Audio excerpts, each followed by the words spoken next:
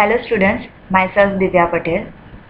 Welcome to my YouTube channel. If you like this video, then please subscribe my channel. Students, आज हम जो है वो chapter number 8 social science class 10 का जो नेचुरल रिसोर्सेज है उसके बारे में पढ़ेंगे। नेचुरल रिसोर्सेज नाम से ही हमें पता चल जाता है दैट नेचुरल मीन्स नेचर के natural elements and resources which fulfill or satisfied our needs, that is called resources, natural resources। तो जो नेचुरल रिसोर्सेज है वो क्या है उसके बारे में हम पढ़ेंगे, उसके यूज पढ़ेंगे और कौन से है वो हम सब पढ़ेंगे इस चैप्टर के अंदर। नेचुरल रिसोर्सेज ये जो चैप्टर है वो बोर्ड के लिए भी उतना ही इम्पोर्टेंट है। उसका मार्जिन जो है वो मार्किंग का बोर्ड में भी ज़्यादा है, बहुत ही इजी है, आप लोग इजीली उसको जो है वो कवर अप कर लोगे। पहले तो हम ये देख लेते हैं कि नेचुरल रिसोर्सेज है क्या। रिसोर्सेज, उसकी डेफिनेशन देख लेते हैं। रिसोर्सेज का मतलब ये होता है द थिंग विच फुलफिल और satisfied human need, that called resources. और दूसरा कहेंगे कि जो हमारे जितनी भी नीड है उसको फुलफिल करने का जिस थिंग और एलिमेंट में कैपेसिटी होती है, पार्शियली और कंप्लीटली उसको फुलफिल करता है या सेटिस्फाइड करता है, दैट इज कॉल्ड रिसोर्सेज। हर एक चीज नेचर की नेचुरल रिसोर्सेज नहीं है, क्योंकि हर एक चीज को हम जो है वो डायरेक्टली यूज नहीं कर सकते। उसके लिए हमारा नॉलेज और हमारी इंटेलेक्चुअलिटी बहुत ही इम्पोर्टेंट है।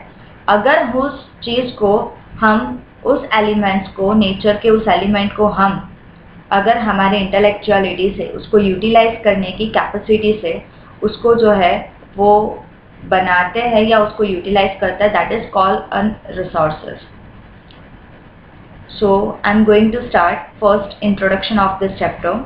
Human needs can be satisfied partially और completely through the resources. As I told you कि हमारी जो नीड्स है वो पार्शियली और कंप्लीटली रिसोर्सेज के थ्रू सेटिस्फाइड होती है। There are thousands of elements in nature, but we cannot call all of them resources. Nature में बहुत सारे एलिमेंट्स हैं, उन सबको हम रिसोर्सेज नहीं कह सकते। These elements can be called resources only when these are utilized by man through his special knowledge or expertise. उनको हम एलिमेंट्स तब कहेंगे जब उस रिसोर्स को इंसान यूटिलाइज कर सके उनके नॉलेज और एक्सपर्टाइज से। In other words, the things on which the man is dependent, उस चीज़ों के ऊपर जो इंसान डिपेंडेंट है, human needs can be fulfilled by them, और हमारी नीड्स फुलफिल होती है उससे, उन चीज़ों से, and man has physical and intellectual capacity to utilize them, और हमारे में वो फिजिकल और इंटेलेक्चुअल कैपेसिटी है उसको यूज़ करने के लिए, तब उनको जो है वो रिसोर्सेज कहा जाता है।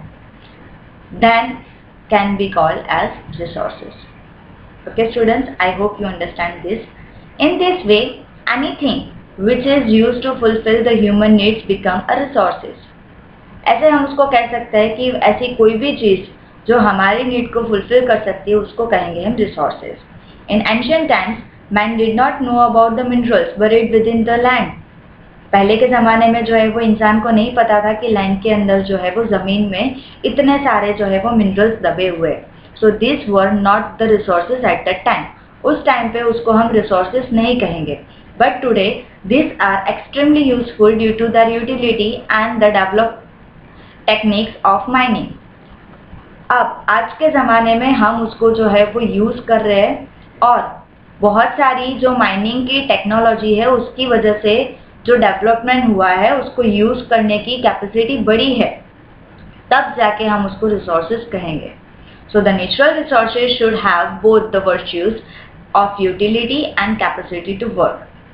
तो नेचुरल रिसोर्सेज उनको कहेंगे कि जिनमें दोनों क्वालिटी हो, उसको यूटिलिटी मतलब यूज करने की और उसकी कैपेसिटी हो वर्क करने की, तब उसको जो है वो नेचुरल रिसोर्सेज कहा जाएगा। The resources are made of the interactions of three. Resources तीन चीज़ों से बनती है, तीन चीज़ों के इंटरेक्शन से बनता है। एक तो nature, second man and the third one is the culture. Nature जो हमें एलिमेंट्स प्रोवाइड करती है, मैन जिनकी इंटेलेक्चुअलिटी से जो है हम उसको यूटिलाइज करते हैं नेचर के एलिमेंट्स को। और थर्ड द कल्चर, जो हमें टेक्निक सिखाता है, जो हमें हमारा जितना भी नॉलेज है वो प्रोवाइड करता है, that is called a culture. ठीक है students, so I hope you understand the whole introduction of this chapter कि हम किसको नेचुरल रिसोर्सेज कहेंगे और किस तरह से नेचुरल रिसोर्सेज है। ठीक है स्टूडेंट्स, कौन से नेचुरल रिसोर्सेज है वो हम पढ़ेंगे। उससे पहले यूजेस ऑफ रिसोर्सेज, जो रिसोर्सेज है उसके कौन से यूजेस है, ये टॉपिक इम्पोर्टेंट है, ऑब्जेक्टिव में उसको जो है वो पूछा जाता है। स्टूडेंट्स, यहाँ पे आपको जो है वो रिसोर्सेज की डेफिनेशन भी दी गई है, तो आप उनको भी जो है वो एज एन ऑब्जेक्टिव में जो है वो लिख सकते हैं। ठीक है, resources are useful to us in many ways. Resources हमें बहुत अलग अलग तरीकों में यूज होता है। We learn about its role gradually at every stage of a human life. हम उन सब के बारे में पढ़ते हैं, उन सब के बारे में हमें पता चलता है जैसे जैसे जो है वो हमारी लाइफ की स्टेज बढ़ती जाती है, हमें उनका जो रोल है हमारी लाइफ में वो हमें पता चलता है।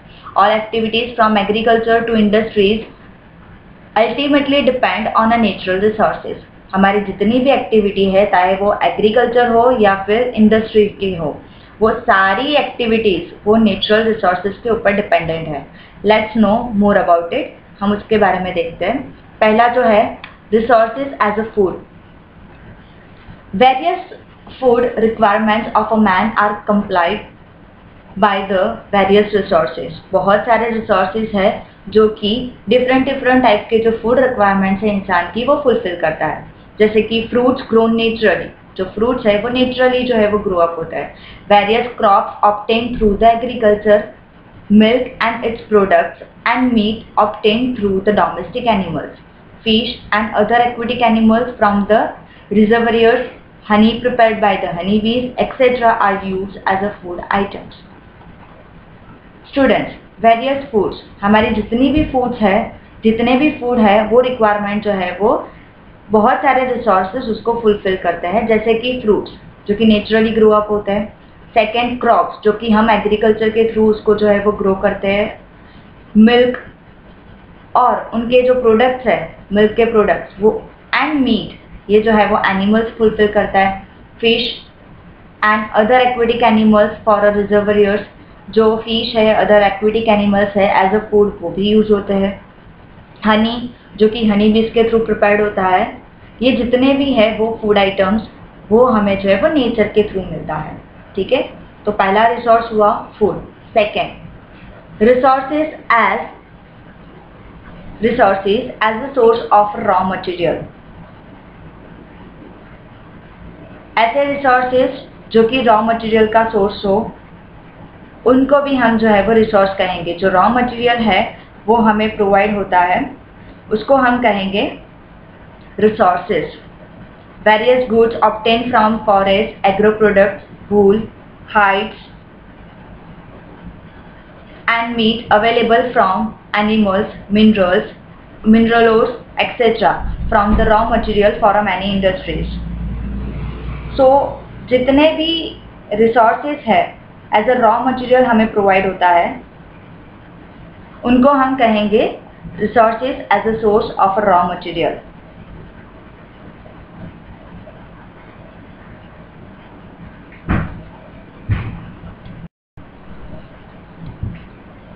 जैसे कि हमारे फॉरेस्ट के थ्रू जो भी हमें चीज़ें मिलती है, एग्रो प्रोडक्ट्स हैं हमारी, वूल जो एनिमल से मिलता है, हाइड्स उनकी स्किन जो एनिमल से मिलती है, मीट जो कि एनिमल से हमें मिलता है, और मिनरल ओर्स जो जितना भी मिनरल्स है वो हम डायरेक्टली उसको तो यूज़ कर नहीं सकते।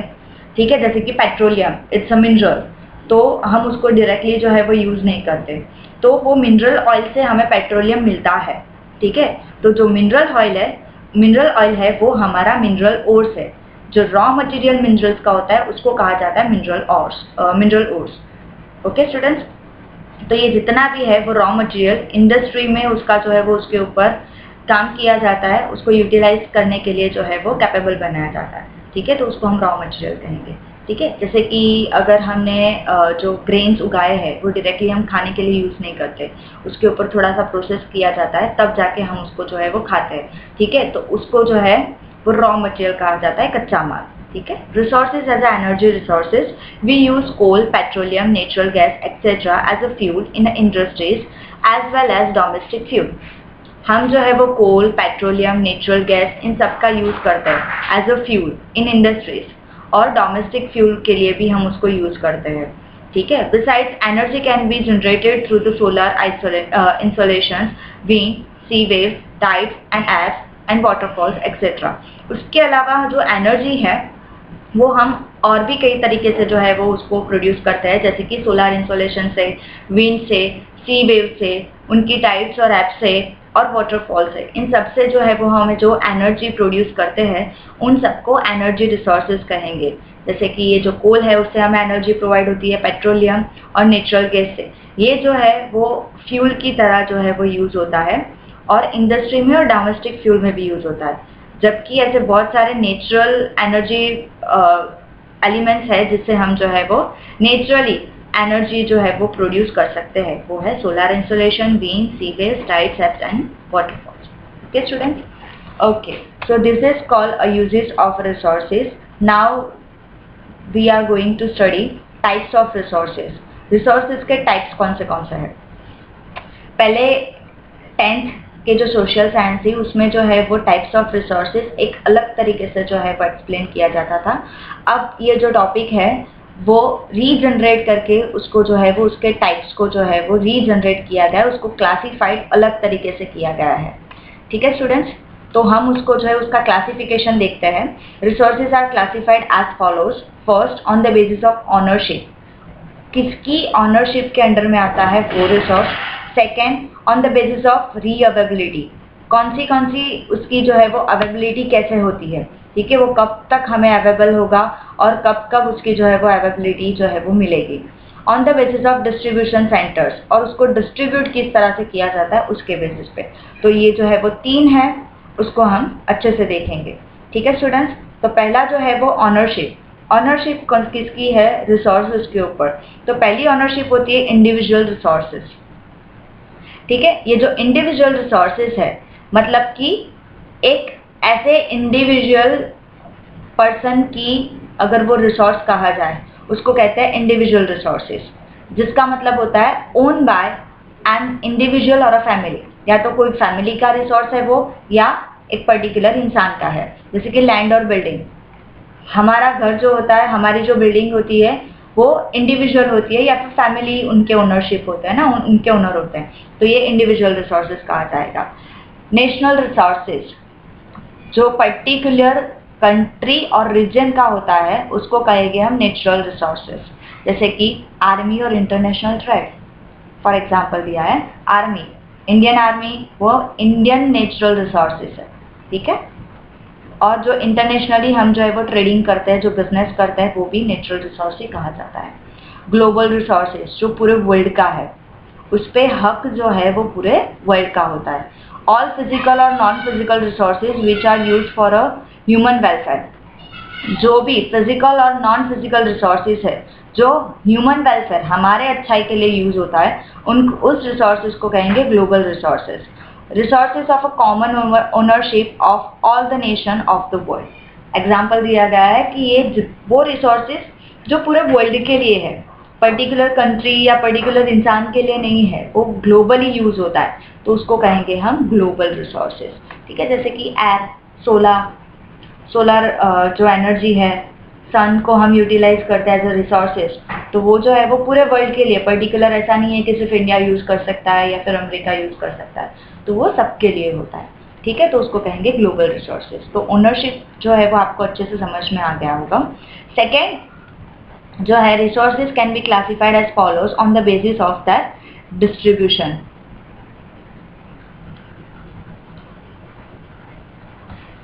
Number 1, according to distribution area, universal resources.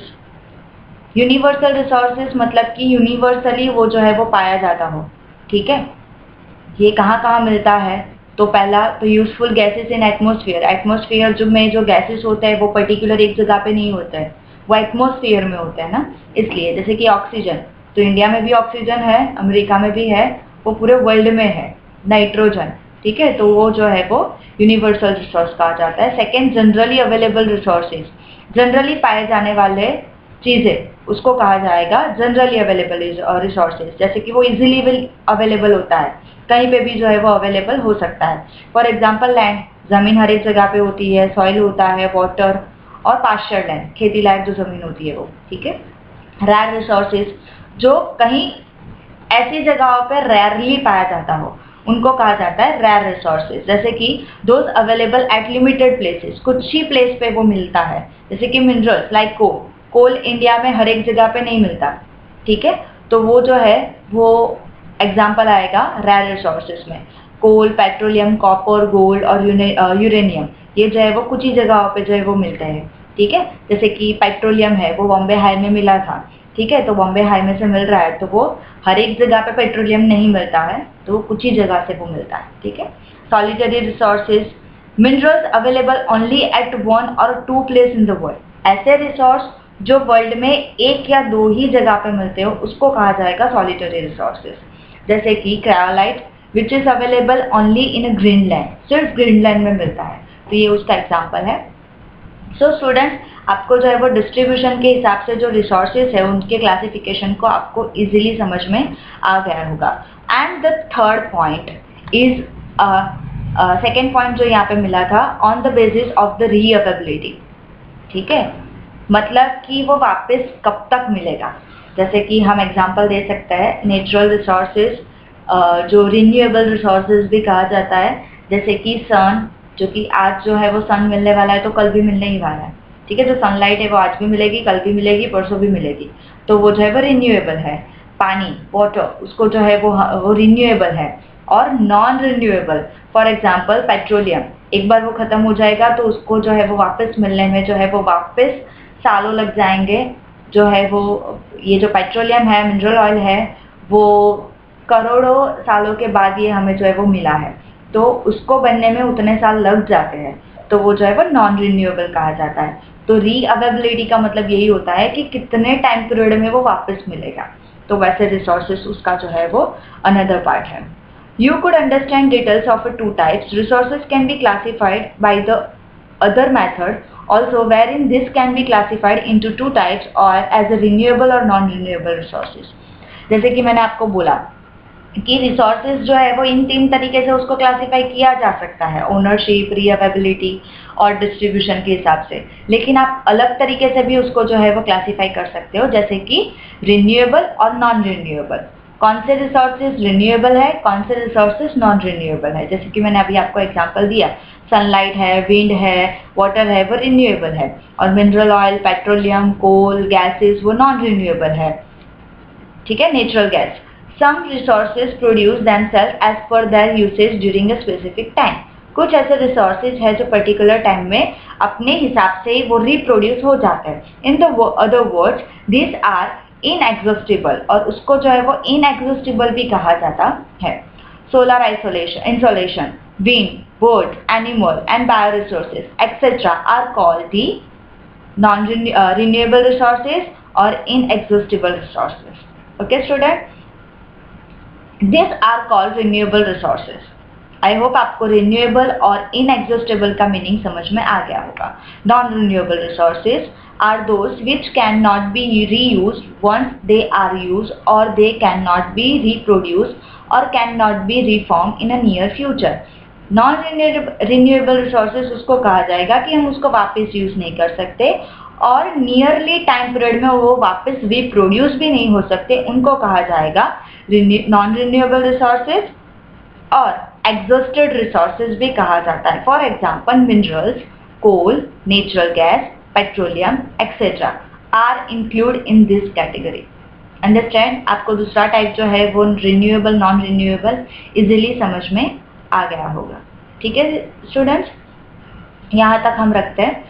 Next part उसका जो है मैं जल्दी ही अपलोड करूंगी। अगर आपको कुछ भी समझ में ना आया हो तो आप कमेंट बॉक्स में उसको कमेंट कर सकते हो। ठीक है स्टूडेंट्स, थैंक यू।